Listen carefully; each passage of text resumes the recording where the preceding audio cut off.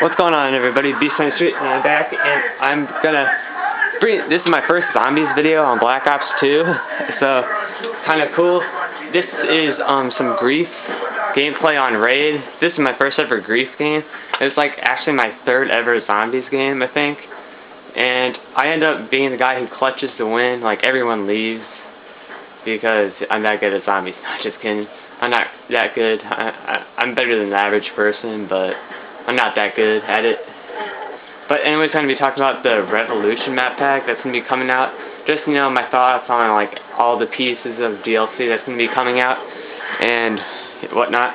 So, first, it's Revolution, and the map pack is, and the first map, Hydro, it's kind of like a dam control place, I guess, and there is actually something that you control, you know, Treyarch, how they implement, like, stuff that you can control, like barriers and stuff. You can control whether water flows through or not, and if you are in the water, you die.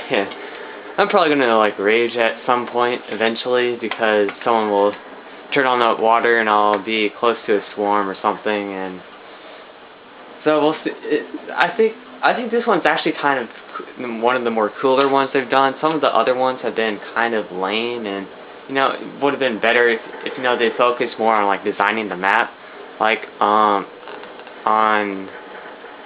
forget the map. It was one of the DLC maps, but you could open the garage doors, and it just wasn't very, like, useful. It's kind of stupid because people would just camp there and wait for someone to use it.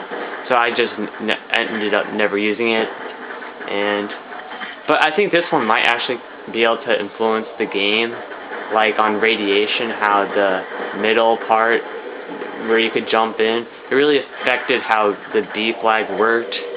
Because if it was open, you could, like, kill people taking the flag, but if it wasn't, you know, then you couldn't. So next, Grind. It's placed in the skate park, I think, in LA, and I think it's going to be a fun map. You never know, but it's going to be fun and interesting, you know, a new take. I think it's going to be close quarter combat, so that's always fun stuff. And the thing is, though, there's, like, it doesn't look like there's any at all, like, any place to go inside. So if you get a swarm, I think it's over. So the whole enemy team will probably just leave the game, but I don't know. That's just from the trailer. There might actually be some parts where you can go underground or, like, indoors or something, but I think it's just open, so swarms are probably going to do really good on that map. And next, Downhill. It's a snow map, large, and I think it's going to be like a raid, but you never know. So hopefully it's not like one of the Infinity Ward ones. Treyarch usually makes better ones, but Array was one of those bad ones. But, you know, you never know, so. And Mirage, it's a sand dune covered map, and so yeah, just sandstorm blew through, and that's basically it. So we'll just have to see how that one works out. It looks like Castle from World at War, just covered with a bunch of sand dunes. So we'll probably see some, like, recycled parts that they used from World at War, probably. Hopefully, you know. I like Castle. It's probably the best map.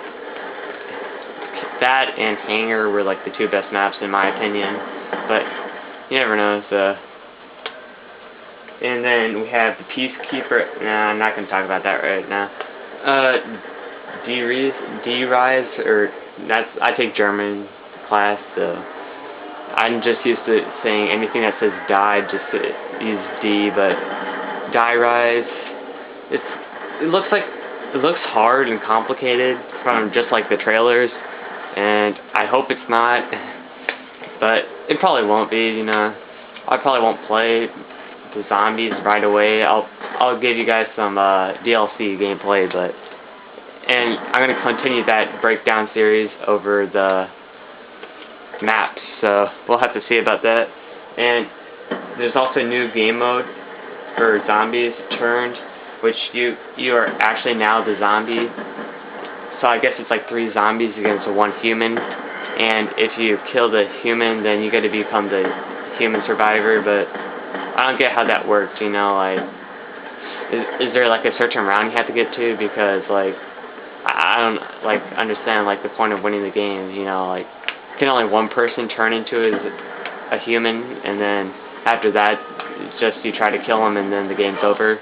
I guess that's how it's going to work, but then we had the Peacekeeper SMG, which I thought it was going to be in the multiplayer from the beginning, because, well, why would they tell us, like, there's a new gun, you know, if it's going to be for zombies? I mean, like, on